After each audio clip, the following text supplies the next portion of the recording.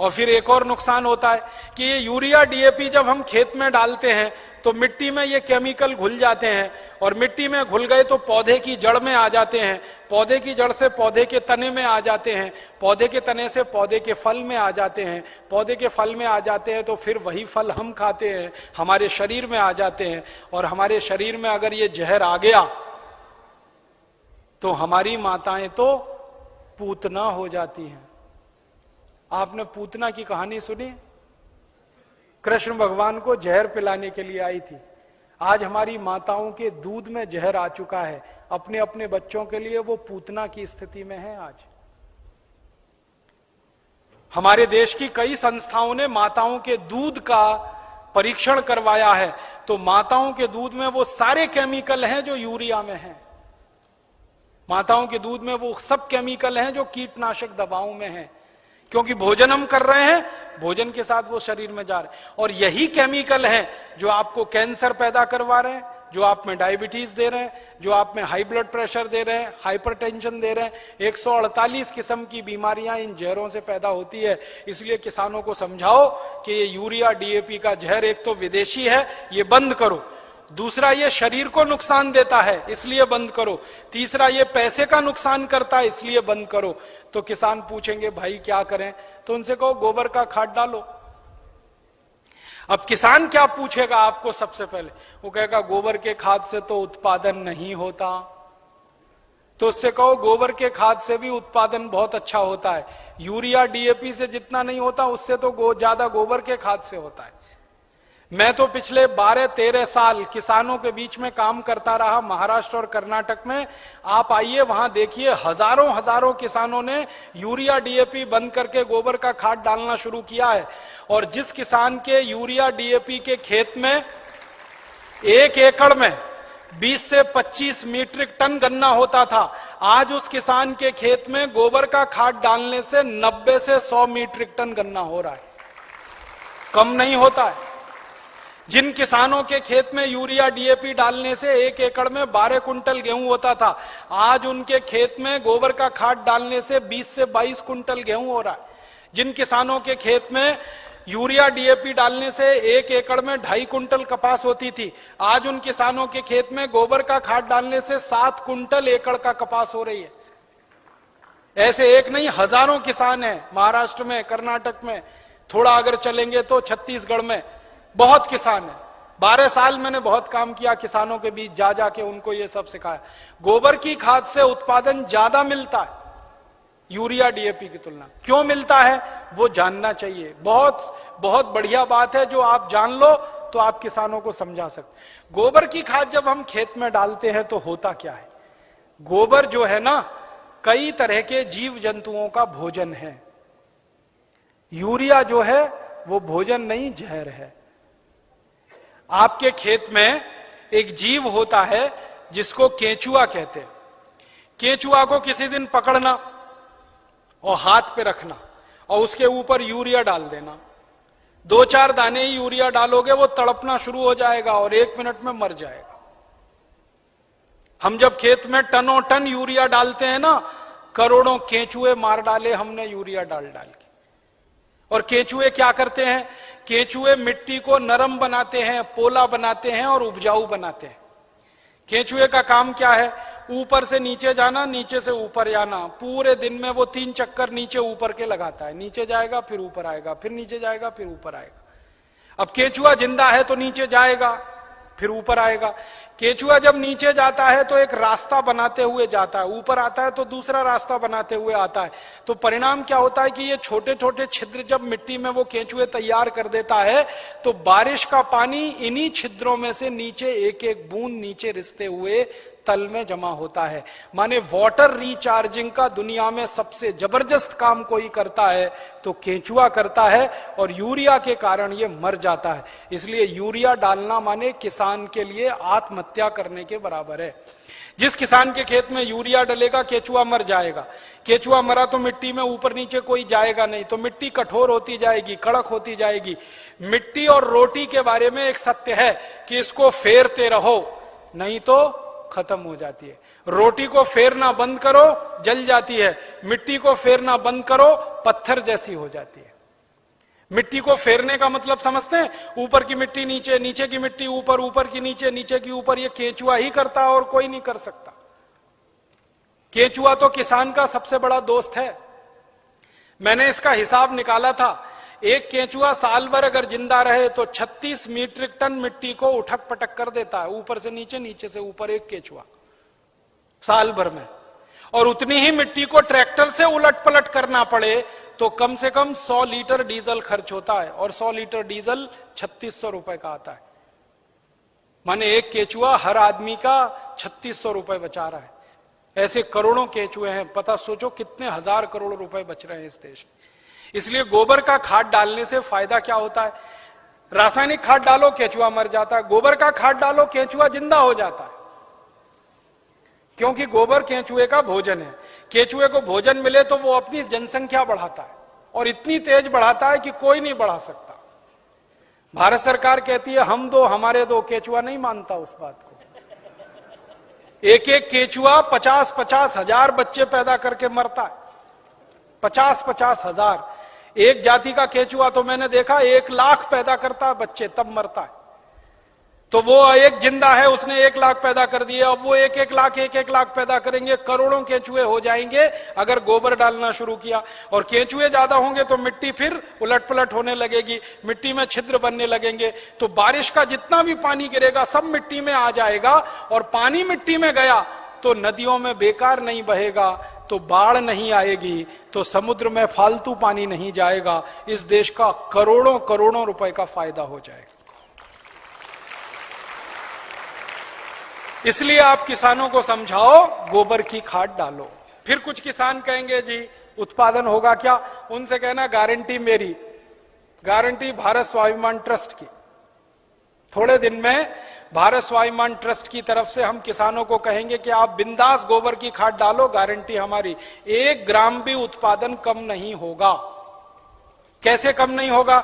डालने का तरीका है। डालने का तरीका क्या है? अभी किसान गोबर कैसे डालते हैं? गोबर डालते हैं, वो घूरा है, घूरा गांव में कचरा डालने का, वहां गोबर इकट्ठा करते हैं। 6 महीने, 8 महीने, साल भर वो सूखता रहता है, और सूख सूख के उसकी सारी ताकत निकल जाती है। फिर वो सूखा हुआ गोबर हम डालते हैं। इससे उत्पादन ज्यादा नहीं आता। गोबर को हमेशा गीला डालना चाहिए, ताजा डालना चाहिए। गोबर को अगर पानी में घोल के डालो ना तो वही 3 गुना ज्यादा फायदा करता है।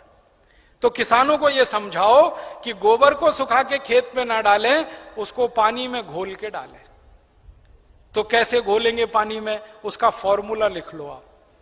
और जो जो गांव में जाने वाले कार्यकर्ता है, ये सब किसानों को आप बोलो कितना गोबर डालना है, कितना पानी उसमें मिलाना है, कितने बीघे के लिए काम में लाना है उसको। अब आपको मैं एक मोटी सी बात बता देता हूं। 1 एकड़, 1 एकड़ माने 2.5 बीघा, 5 बीघा नहीं, 2.5 बीघा। तो एकड़ 2.5 बीघे का हिसाब जोड़कर बताता हूं। एक किसान को एक बार में 1 एकड़ फसल के लिए कितना गोबर डालना पड़ेगा? गीला करके डालेंगे तो 10 किलो गोबर, बस 10 किलो गोबर, 10 किलो गोबर। फिर से सुन लो, 10 किलो, ज्यादा नहीं बोल रहा हूं, 100 किलो नहीं, 10 किलो गोबर 1 एकड़ के लिए।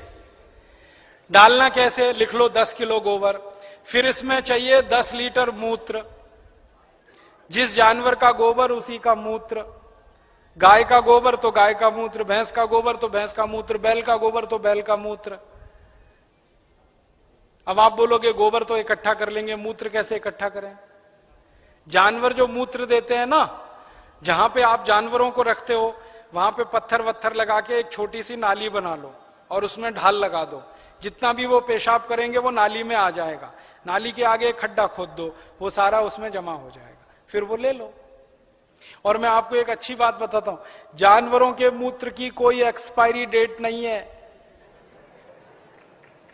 1 साल, 2 साल, 3 साल, 5 साल, 10 साल, 20 साल, 50 साल खराब ही नहीं होता।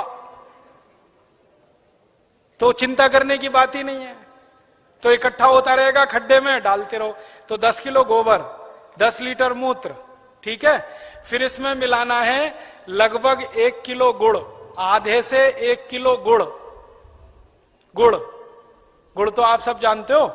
एक तो गुड़ होता है जिसको आप खा लेते हो, एक तो गुड़ ऐसा होता है जिसको जानवर खा लेते हैं, और एक गुड़ ऐसा होता है जिसको कोई नहीं खा सकता, गीला गीला, पुराना पुराना, काला काला। वो गुड़ खेत के बहुत काम का है। जो सबसे घटिया गुड़ है, जिसको ना जानवर खा सकते हैं ना आपका, वो खेत के लिए बहुत काम का है। तो वो गुड़ ले लो, आधे से 1 किलो। गोबर हो गया, मूत्र हो गया, गुड़ हो गया। अब इसमें लगभग 1 किलो डालना है दाल का आटा। दाल है ना, दाल, अरहर की दाल, मूंग की दाल, उड़द की दाल, चने की दाल, सोयाबीन की दाल, खेसारी की दाल, कोई भी दाल, 1 किलो उसका आटा। 4 चीजें हो गई, गोबर, गोमूत्र, गुड़, दाल का आटा। और इसमें डालनी है 1 मुट्ठी मिट्टी। 1 मुट्ठी में आधा किलो या 1.25 किलो तक मिट्टी आती है। मिट्टी कहां से लानी है? आपके खेत के आसपास अगर पीपल का कोई पेड़ है, बरगद का कोई पेड़ है, तो उसके नीचे से खोद लो मिट्टी। पीपल के पेड़ के नीचे की या बरगद के पेड़ के नीचे की? पीपल और बरगद के पेड़ के नीचे की ही मिट्टी क्यों खोदना? आपको मालूम है, पीपल और बरगद के पेड़ हर समय ऑक्सीजन देने वाले पेड़ हैं, और ज्यादा ऑक्सीजन देने वाले पेड़ के नीचे जीवाणुओं की संख्या बहुत होती है। तो पीपल और बरगद के पेड़ के मिट्टी में जीवाणु सबसे ज्यादा होते हैं। यही जीवाणु खेत को चाहिए। तो मिट्टी ले ली, 5 चीजें हो गई, गोबर 10 किलो, मूत्र 10 लीटर, गुड़ लगभग 1 किलो, दाल का आटा 1 किलो, और मिट्टी लगभग 1 किलो। ये 5 चीजों मिला दो, घोल दो। हाथ से घोल लेना, खराब नहीं होंगे हाथ, नहीं तो डंडे से घोल देना। एक ड्रम में घोल लेना, प्लास्टिक के ड्रम में घोल लेना, नहीं तो लोहे के ड्रम में घोल लेना। प्लास्टिक का होगा तो अच्छा, लोहे वाला क्षरण ज्यादा होता है। अब इसको घोल के 15 दिन रख देना, 15 दिन रख देना। घोलने में तकलीफ आए तो थोड़ा पानी मिला देना, ज्यादा मत मिलाना, थोड़ा ही मिलाना। घोल के 15 दिन रख देना। 15 दिन के बाद यह खाद तैयार हो जाएगा। इस खाद में क्या होगा? करोड़ों करोड़ों सूक्ष्म जीवाणु पैदा हो जाएंगे। वो जो मिट्टी डाली ना, मिट्टी के जीवाणु अगर 1 लाख हैं, तो 15 दिन में वो 100 करोड़ से ज्यादा हो जाएंगे। ढक के रख लो तो अच्छा है। छांव में रखना सबसे अच्छा, धूप में बिल्कुल मत रखना। पेड़ के नीचे की छांव में रखना, नहीं तो कोई ऐसी जगह रखना जहां सूर्य का प्रकाश ना आता हो, और इस पे कपड़ा बांध दो, ढक्कन लगा दो, जैसे है ढक लो। अब ये 15 दिन में तैयार हो गया, इसमें करोड़ों जीवाणु तैयार हो गए। अब ये जीवाणु घोल, इसको जीवाणु घोल कहते हैं, इसको खेत में डालना है। डालने से पहले इसमें पानी मिलाना है। और पानी कितना मिलाना है? जितना गोबर था उसका 10 गुना पानी, 10 गुना कम से कम। 100 लीटर पानी, 10 किलो गोबर तो 100 लीटर पानी, और ज्यादा से ज्यादा पानी मिला सकते हैं तो 200 लीटर। तो 100 से 200 लीटर पानी मिला लिया। अब ये पूरा परफेक्ट घोल हो गया। इसको 1 एकड़ के खेत में छिड़कना है। जैसे पानी छिड़कते हैं ना मिट्टी दबाने के लिए, ऐसे ही छिड़कना है बस। आप इसको छिड़क देंगे तो ये करोड़ों जीवाणु मिट्टी में पहुंच जाएंगे। तो मिट्टी में जीवाणुओं की संख्या बढ़ती जाएगी, और मिट्टी में सारा खेल खेलने का काम जीवाणु करते हैं। आपको मालूम है जीवाणु क्या करते हैं? जीवाणु सारा काम करते हैं। पौधे की जड़ को नाइट्रोजन की जरूरत है तो ये जीवाणु उपलब्ध कराते हैं। पौधे की जड़ को कैल्शियम चाहिए तो ये जीवाणु उपलब्ध कराते हैं। पौधे की जड़ को आयरन चाहिए तो ये जीवाणु, माने पौधे को बड़ा होने के लिए जितने भी सूक्ष्म पोषक तत्व चाहिए, और फिर वो हमारे शरीर में वास्तव में चाहिए, वो सब इन जीवाणुओं की करामात से ही मिलता है। तो पौधे की जड़ को भरपूर सूक्ष्म पोषक तत्व मिलने लगेंगे, पौधे की बढ़त बहुत तेज होगी, और जिस पौधे की बढ़त अच्छी होगी उसका फल अच्छा होगा, जिसका फल अच्छा होगा उसका उत्पादन अच्छा होगा। अब इसमें समय लिख लो, कितनी बार डालना, कब डालना। सबसे अच्छा तरीका यह होता है कि खेत को जब जोतने की तैयारी करें ना, जोतें, बीज डालने से पहले खेत जुताई होती है ना, खेत जुताई करते ही 1 दिन डाल दो। आज जुताई किया, कल डाल दो, जुताई करके डाल दो। ये पहली बार, ठीक है। फिर इसके डालने के 2-3 दिन बाद या 4 दिन बाद या 5 दिन बाद बुआई कर दो। है कितना डाल सकते हैं बताए ना? 1 एकड़ में जितना तैयार हुआ 200 लीटर वो। तो आपने इसको जोत के 1-2 दिन में डाल दिया, फिर बीज बो दो। बीज बोने के 21वें दिन में फिर डाल देना। आज बीज बोया तो ठीक 21 दिन बाद एक बार फिर डाल देना। क्या होता है ना, बीज में से अंकुरण होता है और अंकुरण होने के 21वें दिन तक वो मिट्टी की ताकत से बढ़ता है। फिर 21 दिन के बाद वो सूर्य की ताकत से बढ़ना शुरू हो जाता है, फोटोसिंथेसिस जिसको कहते हैं, प्रकाश संश्लेषण की क्रिया।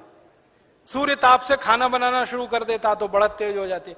तो और आप मोटी सी एक बात याद रखो कि हर 21वें दिन पे डाल देना। आज डाला, 21 दिन बाद डाला, फिर 21 दिन बाद डाला, फिर 21 दिन बाद डाला। तो एक फसल अगर आप समझ लो 4 महीने की है तो लगभग 5 बार डालना पड़ेगा। कोई फसल 6 महीने की है तो 7-8 बार डालना पड़ेगा। 8 महीने की है तो 10-1 बार डालना पड़ेगा। अब इसमें खर्चा क्या है? जानवर अगर घर के हैं तो गोबर फोकट का, मूत्र फोकट का, गुड़ मैं कह रहा हूं सबसे सड़ा हुआ जिसको फेंक देते हैं वो भी फोकट में मिल जाएगा। पानी तो फोकट का है ही। थोड़ा दाल वाल लेना पड़ेगा तो उसका खर्चा आएगा, लेकिन किसान अगर दाल पैदा करता है तो वो भी घर की हो जाएगी। माने खाद बनाने का खर्चा लगभग 0 आएगा।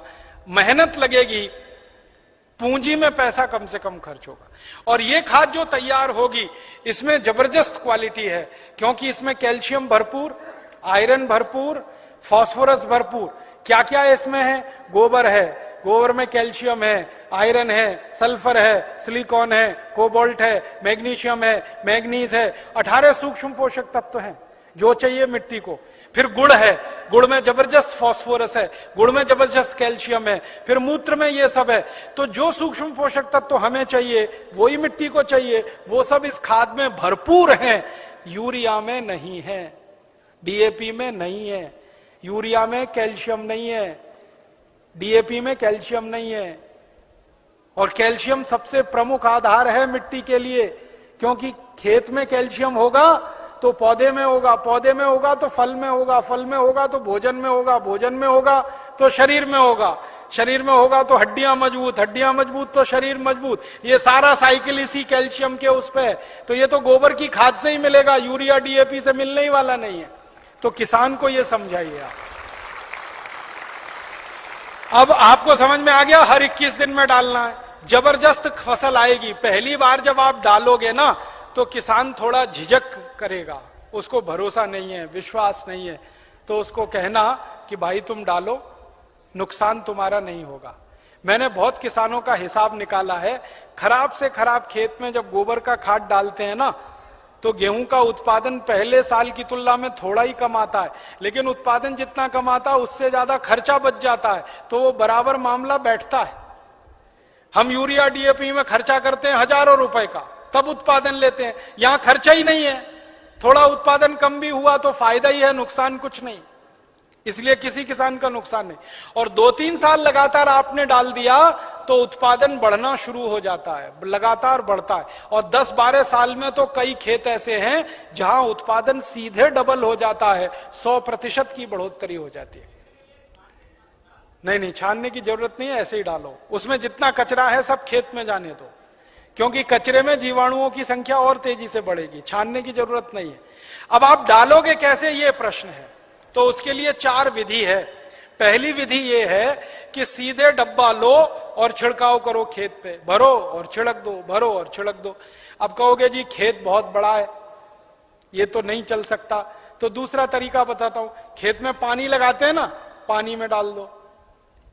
नाली में से पानी जा रहा है ना, एक टंकी में भर के ये खाद रख दो, उसमें नल लगा दो, टोटी खोल दो, टपक टपक पानी में गिरता रहेगा, खेत में चला जाएगा।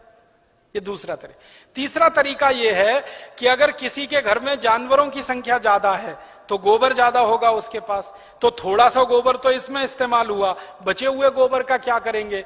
तो बचा हुआ गोबर अगर सूखा है तो उसको इसी में डाल देना 15 दिन के बाद 200 लीटर पानी मिला के, तो वो गोबर भी गीला हो जाएगा। गीले गोबर के लड्डू बना लो और लड्डुओं को खेत में फेंक दो तो खाद पहुंच जाएगा। और एक तरीका है, खेत में से मिट्टी खोद लो, मिट्टी खोद लो, मिट्टी में ये पूरा घोल मिला दो, मिट्टी गीली हो गई, मिट्टी के लड्डू बना लो, लड्डुओं को खेत में फेंक दो। तो खाद पहुंच जाएगा। तो पानी के साथ दे सकते हैं, छिड़क के डाल सकते हैं, गोबर या मिट्टी को लड्डू बना के डाल सकते हैं। और एक आखिरी तरीका है, स्प्रे मशीन अगर अपने पास है तो उसका आगे से नोजल निकाल दो, नोजल निकाल दो, फिर उससे स्प्रे कर दो। अब इसमें ध्यान ये रखना है कि ये फसल पे स्प्रे नहीं होगा, ये जमीन पे होगा, मिट्टी पे होगा। फसल पे डालने से फायदा नहीं मिलेगा, मिट्टी में डालना है इसको। तो अगर फसल ऊंची है तब कैसे डालेंगे? तब तो पानी लगाओगे तभी डालना सबसे अच्छा है। इसमें एक तरीका यह है कि खेत का मुहाना होता है ना, जहां से पानी घुसता है, वहां एक आदमी को बिठा दो, डब्बा लेके पटकता रहेगा, उसमें पानी के साथ जाता रहेगा, और पानी के साथ पूरे खेत में बराबर मात्रा में जाता है और रिजल्ट उसका सबसे अच्छा आता है। और एक तरीका है इसको डालने का, अगर आपके घर में गोबर का वो बनाते हैं ना, क्या कहते हैं उसको, कंडा कहते हैं, उपला कहते हैं, क्या कहते हैं, कंडा उपला जो भी कहते हैं, उसको जलाते हैं, जलाने के बाद राख निकलती है ना, वो राख इकट्ठी कर लो और ये घोल और राख मिला दो और फिर लड्डू बन जाएंगे, फिर खेत में छिड़क दो, तो इसका तो जबरदस्त उत्पादन आता है। क्योंकि जो राख है ना, इसमें कई केमिकल अतिरिक्त हैं जो गोबर और गोमूत्र से भी ज्यादा है। तो ये तरीका समझ में आ गया। हर 21 दिन पे डालेंगे। 4 महीने की फसल है तो 5-6 बार डालना पड़ेगा, 6 महीने हैं तो 7-8 बार। इसी तरह से पूरी खेती होती रहेगी। गोबर किसी भी जानवर का, गाय का हो, भैंस का हो, बैल का हो, बकरी बकरे का हो, गधे घोड़े का हो, हाथी ऊंट का हो, कोई भी हो, सब चलेगा। मूत्र भी किसी जानवर का, ठीक है। और आधा आधा मिले तो वो भी चलेगा। गाय का आधा ले लिया, भैंस का आधा, किसी के पास गाय नहीं हो, किसी के पास भैंस नहीं हो, एक एक गाय एक एक भैंस, और खेत बड़ा है तो आधा आधा, सब मिक्सिंग करके चलेगा। बस एक ही सावधानी रखना कि जो जो गाय का गोबर लो तो वो देशी गाय हो तो अच्छा होगा। जर्सी का फायदा पूरा नहीं करेगा, और जर्सी का ही गोबर है तो उसमें देशी का मिला लेना, नहीं तो कोई फायदा नहीं करेगा। जर्सी गाय है, उसका गोबर है, उसमें देशी गाय का 1-2 किलो गोबर मिला लेना, वो वैसे ही काम करता है जैसे 100 किलो दूध में 1 चम्मच दही डालो तो पूरा दूध दही हो जाता है। वैसे ही 100 किलो जर्सी गाय के गोबर में 1 किलो देशी का डाल दो तो देशी गाय के जीवाणु अपनी संख्या अपने आप बढ़ा लेते हैं। और धीरे धीरे मेरी बात मानो तो जर्सी गाय बेचते जाना, देशी लेते जाना, क्योंकि ये जर्सी गाय के दूध में दम नहीं है।